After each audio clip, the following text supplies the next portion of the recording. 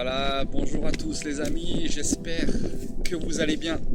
Je suis heureux de pouvoir partager ce temps avec vous dans ce cadre ô combien idyllique. Je profite du beau temps et pour tout vous dire, la vidéo que Claude et Julia ont fait la semaine dernière m'a donné envie de faire ça à l'extérieur. Je trouve que c'est un bel endroit, on se croirait à Gethsémané dans le jardin des oliviers de partout. Et je suis au calme et je suis bien dans la présence de Dieu. Et pour vous partager ce que j'ai sur le cœur aujourd'hui, le thème de mon message, c'est l'importance d'être fondé dans la vérité pour demeurer dans la véritable grâce de Dieu. Et j'aimerais pour démarrer ce message, c'est prendre le passage de Jean au chapitre 1 verset 14 où il est dit que la parole a été faite chair et elle a habité parmi nous pleine de grâce et de vérité. Et au verset 17 il est dit car la loi a été donnée par Moïse, la grâce et la vérité sont venues par Jésus-Christ. Jésus n'est pas venu seulement nous présenter la grâce de Dieu, mais il est venu nous présenter la grâce de Dieu et la vérité. Et je dirais, frères et sœurs, que la grâce et la vérité ne peuvent que marcher ensemble. Si vous enlevez la vérité, que vous détachez la grâce de la vérité, c'est dangereux. On tombe sur une fausse grâce. On va le développer rapidement.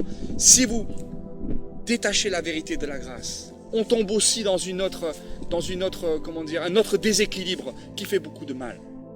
C'est pour ça que l'Écriture insiste sur le fait que Jésus, la parole qui a été faite chair, notre Seigneur, est venu manifester non seulement la grâce de Dieu pour nous, et merci parce qu'il l'a fait, mais il est venu aussi manifester et dire et proclamer et annoncer la vérité au monde. Nous devons avancer pour marcher dans l'équilibre de Dieu. Nous devons avancer les deux pieds, un sur la grâce et un sur la vérité, pour rester dans le véritable évangile. Et je parle de véritable évangile parce que déjà à l'époque des apôtres, il y avait des gens qui falsifiaient la parole de Dieu, qui venaient avec un autre évangile. Et Paul dira aux Galates, je m'étonne de ce que vous détournez si promptement de l'évangile que je vous ai annoncé pour vous attacher à un autre évangile. Non pas qu'il y ait un autre évangile, mais beaucoup vous ont troublé.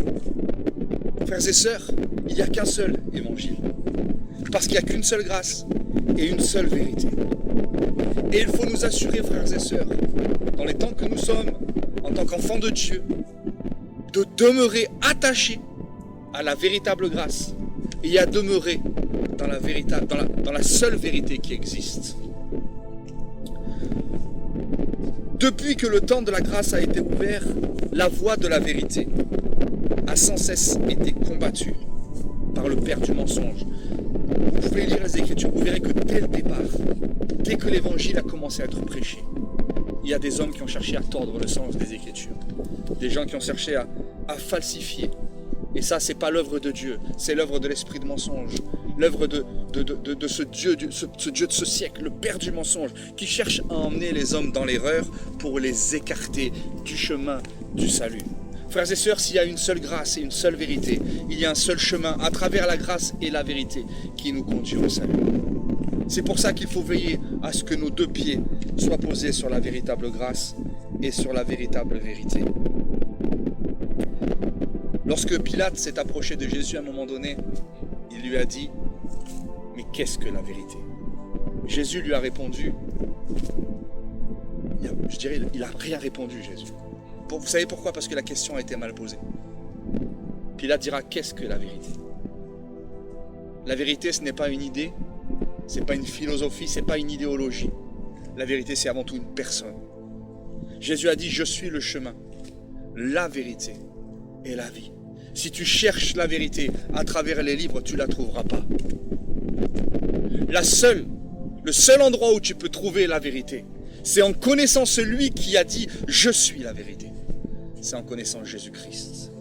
Nous, frères et sœurs, qui avons rencontré Jésus dans notre marche, nous qui avons fait la paix avec Dieu, nous avons rencontré celui qui est la vérité. Et nous devons rester toujours l'oreille ouverte à sa parole. et toujours un cœur disposé à entendre la vérité. La vérité, parfois, elle dérange. Et merci Seigneur, parce que la vérité de Dieu nous dérange. Et heureusement qu'elle le fait. Parce que lorsque la vérité nous dérange, c'est parce qu'il y a des choses que nous devons rectifier dans nos vies. Et empressons-nous, frères et sœurs, lorsque nous sommes confrontés à la vérité et que cette vérité nous dérange. Empressons-nous de régler notre vie en fonction de cette vérité. Ne marchons pas à cloche-pied. N'essayons pas de marcher avec Dieu, avec un pied avec lui et un pied dans le monde. Ça ne peut pas marcher. Il faut que nous ayons les deux pieds avec le Seigneur. À l'époque des apôtres, on voit dans Jude 1,4, et je crois qu'on peut même rapporter ça à notre époque, on voit des hommes qui s'étaient infiltrés au milieu des églises et qui changèrent, nous dit l'Écriture, la grâce de Dieu en dérèglement. Il y avait déjà des hommes à l'époque des apôtres qui se servaient de la grâce de Dieu pour justifier leurs désirs mauvais, pour justifier leur marche dans la perversité sexuelle. Ces hommes utilisaient la grâce de Dieu. Ils avaient un pied dans la grâce, mais ils avaient l'autre pied dans l'erreur et dans le mensonge. Et c'est dangereux. Et pour eux, ça les a fait glisser dans une position qui était complètement opposée au véritable évangile. Au point même qu'ils pensaient que cette marche dont qu'ils proclamaient pensait être véritablement la grâce de Dieu. Alors que la Bible nous dit qu'ils ont changé la grâce de Dieu en dérèglement. Frères et sœurs, quand on regarde aujourd'hui notre époque, et quand on voit ce que dans le christianisme, tout ce qui peut s'y passer, frères et sœurs, quand on peut voir ça, alors on le voit peut-être pas en France, mais on le voit comme on peut le voir aux États-Unis, des églises de nudistes. L'autre fois, j'ai vu une émission où on voyait des églises, notamment une, je ne sais pas s'il y en a plusieurs, mais j'imagine qu'il y en a certainement d'autres, où les hommes venaient, et les femmes venaient tout nus au culte. Il y avait un pasteur qui était là tout nu, et qui prêchait l'évangile. Qu'est-ce que cet évangile-là? Ils ont changé la grâce de Dieu en dissolution, en dérèglement. Quand je vois que le christianisme est capable aujourd'hui d'accepter le mariage d'homosexuels, qu'est-ce que cet évangile, si ce n'est pas un évangile falsifié? Frères et sœurs, Dieu aime les homosexuels, mais il les appelle à se repentir et à changer d'attitude et de vie. Parce que cette attitude-là n'est pas à la gloire de Dieu. Ce n'est pas ce que Dieu veut pour l'homme. On ne peut pas se servir de la grâce de Dieu pour justifier ses désirs mauvais. Lorsqu'on éloigne la vérité de la grâce, on obtient un évangile qui sauve sans repentance, sans changement d'attitude ni de cœur. On obtient un évangile qui permet à l'homme de vivre dans le dérèglement, prétextant que Dieu est amour et qu'il comprend. Frères et sœurs, voilà, lorsqu'on détache la vérité de la grâce, voilà ce qui se passe. On tord le sens de l'évangile. Et inversement, lorsqu'on éloigne la grâce de la vérité, on obtient un évangile qui condamne sans possibilité de salut. On obtient un évangile qu'on peut appeler l'évangile de la loi. Et Paul fera ce reproche aux Galates, à l'église de Galatie, en leur disant, mais vous avez commencé par l'esprit, et vous finissez par la loi, sous la loi. Mais qui vous a ensorcelé? L'évangile de la loi, c'est ce que nous pouvons voir aujourd'hui. Il y a une mouvance à notre époque où beaucoup de chrétiens qui n'ont rien à voir avec le peuple juif reviennent et se replacent sous une forme de loi. Frères et sœurs, c'est pas l'évangile de Christ, ça. C'est pas l'évangile de Christ. La grâce et la vérité. Je dirais même que la grâce prend sa source dans la vérité. Il n'y a pas de grâce si à la base, il n'y a pas de vérité. La vérité vient avant la grâce. La grâce découle de la vérité pour celui qui la reçoit. Frères et sœurs, nous qui sommes nés de nouveau, cette nouvelle naissance est une manifestation de la grâce de Dieu pour nous. Nous ne méritons pas être nés de nouveau, mais Dieu nous a fait grâce. Mais pour que cette grâce puisse être manifestée et qu'elle puisse avoir lieu dans chacune de nos vies, il a fallu que nous soyons confrontés à la vérité de l'Évangile. C'est pour ça que je vous dis que la grâce, elle prend sa source dans la vérité. Il n'y a pas de manifestation de grâce possible si à la base, il n'y a pas de réception de la vérité dans notre vie. C'est pour ça que le Seigneur nous dira toujours la vérité. Avant de manifester sa grâce, il nous dit la vérité. Il nous confronte, frères et sœurs, à nos manquements. Il nous confronte à nos erreurs. Il nous confronte à nos mauvaises façons de penser pour pouvoir nous faire grâce. Mais il faut que nous entendions la vérité. Il faut que tu entendes la vérité si tu veux goûter à la grâce de Dieu. Et la première des vérités que nous entendons lorsque nous venons au Seigneur, c'est que tous sont pécheurs et sont privés de la gloire de Dieu. Ça, c'est une vérité.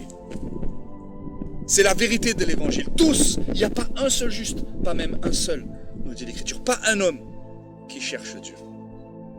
Mais dans son amour, Dieu vient nous faire grâce. Et lorsqu'on entend cette vérité qui nous révèle que nous sommes pécheurs, que nous la recevons avec foi, que nous croyons dans cette vérité et que nous nous obéissons à cette vérité par une repentance profonde, alors la grâce de Dieu peut se manifester. Nous permettons à Dieu de manifester sa grâce envers nous. Alléluia. Et Jean, dans l'évangile de Jean au chapitre 8, verset 30, il est dit, si vous demeurez dans ma parole, vous êtes vraiment mes disciples. Vous connaîtrez la vérité. Et la vérité vous affranchira. Si ce monde dans lequel nous vivons a besoin d'entendre la vérité de l'évangile de Jésus-Christ. La vérité qui annonce la grâce. La vérité qui donne accès à la grâce. Nous ne pouvons pas prêcher la grâce sans prêcher la vérité, sans dire au monde repentons. Nous ne pouvons pas dire au monde que Dieu les aime, sans leur dire qu'ils ont besoin de se repentir et de changer de vie et d'attitude, de revenir vers Dieu. Sinon, nous les trompons, nous leur mentons. L'évangile de la grâce, c'est aussi l'évangile de la vérité. La grâce de Dieu tire sa force et sa puissance uniquement de la vérité sur laquelle elle est fondée. J'ai fait un petit dessin cette semaine, j'ai dessiné la croix. Et au pied de la croix, j'ai mis la vérité. Parce que la croix est source de salut pour tous les hommes, pour quiconque croit. Mais il faut que la croix elle a été fondée sur une seule chose, sur la vérité. La puissance de salut, elle est fondée uniquement sur la vérité. De cette vérité, j'ai dessiné la croix et j'ai écrit grâce. Alléluia. Parce que la source de notre salut, c'est la grâce de Dieu. La grâce de Dieu qui a été manifestée pour nous. Gardez bien cette image parce que je vais y revenir. Frères et sœurs, c'est l'amour de la vérité qui va nous garder jusqu'au bout. Et c'est grâce à l'amour de la vérité dans notre vie que nous resterons fidèles à Dieu. Frères et sœurs, la fidélité à Dieu. Je vous ai partagé un témoignage cette semaine de ce frère Evaristo, ce frère brésilien. Et personnellement, ce qui m'a marqué dans ce témoignage, c'est ce que répète l'ange à ce frère, à ce serviteur de Dieu qui lui dit, Evaristo, demeure, toi aussi, dans la fidélité. Demeure dans la fidélité. Frères et sœurs, si nous sommes dans la vérité aujourd'hui, merci Seigneur. Mais pour que la course s'achève parfaitement, il va falloir demeurer, frères et sœurs, dans la vérité. Il va falloir s'attacher à la parole de Dieu. Parce que c'est en demeurant dans la vérité, frères et sœurs, que nous demeurerons dans la véritable grâce de Dieu. Alléluia. La véritable grâce de Dieu. Il est dit je prends ma Bible, dans 2 Timothée au chapitre 4. Au verset 3, il est dit, car il viendra un temps où les hommes ne supporteront pas la saine doctrine, mais ayant la démangeaison d'entendre des choses agréables, ils se donneront une foule de docteurs selon leurs propres désirs, détourneront l'oreille de la vérité et se tourneront vers les fables. Mais toi, sois sobre en toutes choses, supporte les souffrances, fais l'œuvre d'un évangéliste, remplis bien ton ministère. Car il viendra un temps, frères et sœurs, le temps où a été écrite cette parole, et notre époque aujourd'hui, c'est passé, frères et sœurs, des siècles et des siècles. Et nous sommes dans ces temps, frères et sœurs, où, oui, le Seigneur est à la porte. Et nous sommes dans ces temps où beaucoup ne supportent plus la véritable doctrine. Ne supportent plus d'entendre parler du péché, ne supportent plus d'entendre parler de la repentance. On préfère entendre parler de l'amour de Dieu, et il est amoureux. Et j'aime parler de l'amour de Dieu parce que c'est une vérité, c'est une réalité. J'aime parler de la miséricorde de Dieu, j'aime parler de sa compassion. J'aime cela. Mais beaucoup, frères et sœurs, n'aiment plus entendre parler du péché. N'aiment plus entendre parler de changer de vie et de changer d'attitude. On vit à une époque, frères et sœurs, où les cœurs se sont endurcis. Où la vérité, quelque part, ne résonne plus, ne trouve plus écho dans les cœurs. Et pourtant, lorsqu'on écoute les messages d'il y a de missionnaires ou de pasteurs d'il y a, allez, peut-être le siècle dernier, ne serait-ce que le siècle dernier, frères et sœurs, l'évangile était sans compromis. L'évangile était pur. Et il y avait la gloire de Dieu qui se manifestait. Et je crois qu'on va vivre, frères et sœurs, la gloire de Dieu.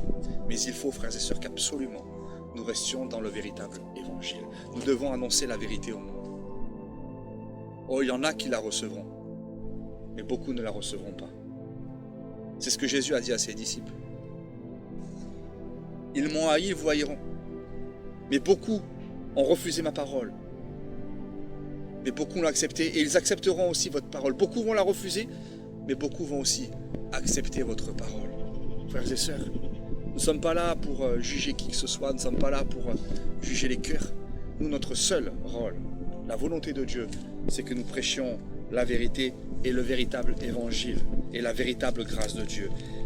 Il y a ce passage que j'aime, que je cite souvent, qui parle de la grâce de Dieu et qui nous dit dans Tite chapitre 2 verset 11 « Car la grâce de Dieu, source de salut pour tous les hommes, a été manifestée. » Et je dis oui, merci Seigneur pour cette grâce qui a été manifestée.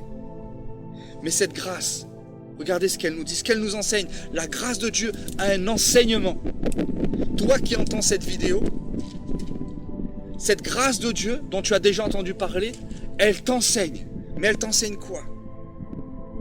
Elle t'enseigne à renoncer à l'impiété et aux convoitises mondaines et à vivre dans le siècle présent selon la sagesse, la justice et la piété, en attendant la bienheureuse espérance et la manifestation de la gloire de notre grand Dieu et Sauveur Jésus-Christ. Si tu es dans l'attente de la manifestation de ton Seigneur, de sa venue, cette grâce, elle t'enseigne, en attendant ce jour, à vivre dans le siècle présent selon la sagesse, la justice et la piété, et en renoncer à l'impiété et aux convoitises mondaines.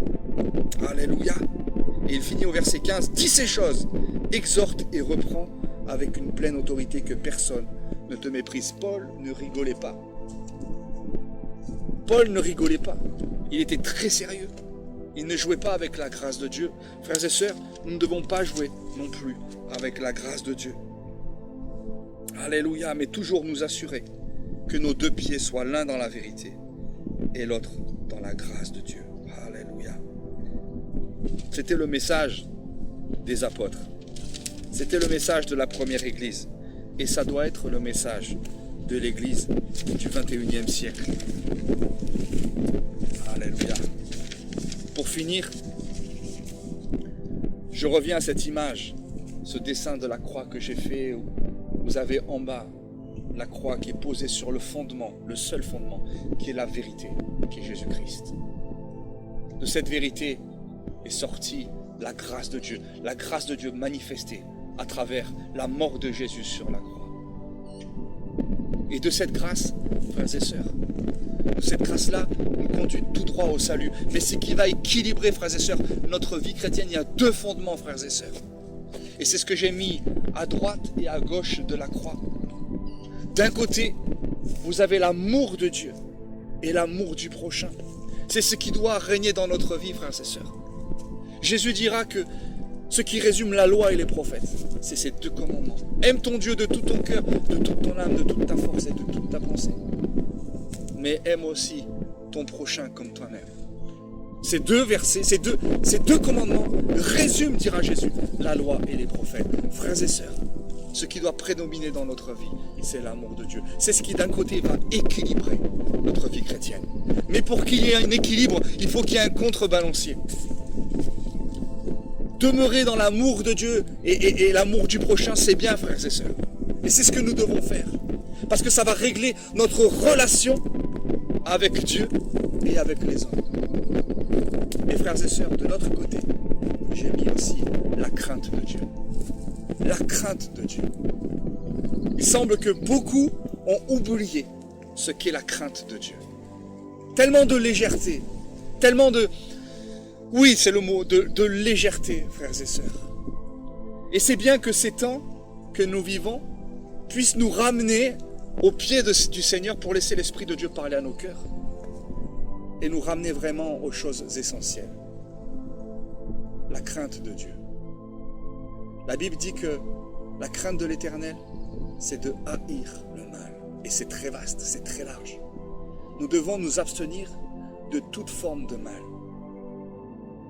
La grâce de Dieu nous enseigne ces choses. À aimer Dieu et notre prochain, mais aussi à craindre Dieu, à nous abstenir du mal, de toute forme de mal. Et là, on pourrait y mettre énormément de choses. Mais que chacun examine son cœur. Alléluia, que chacun s'examine devant Dieu. Et si nous demeurons, frères et sœurs, fidèles à ces choses, oh alléluia, la grâce de Dieu et l'entrée dans le royaume de Dieu nous sera largement, richement accordée. Mais veillons, frères et sœurs, à ce que nos 2 pieds soient un dans la grâce et l'autre dans la vérité. Alléluia. Je ne sais pas ce que vous avez pensé de ce message, mais je prie pour que ces quelques paroles, aussi simples soient-elles, puissent vous bénir et vous encourager à examiner vos cœurs. Examinons nos cœurs, frères et sœurs. Et regardons si nous sommes toujours basés sur la vérité de l'Évangile, tel qu'il nous a été annoncé. Alléluia, que le Seigneur vous bénisse. À bientôt.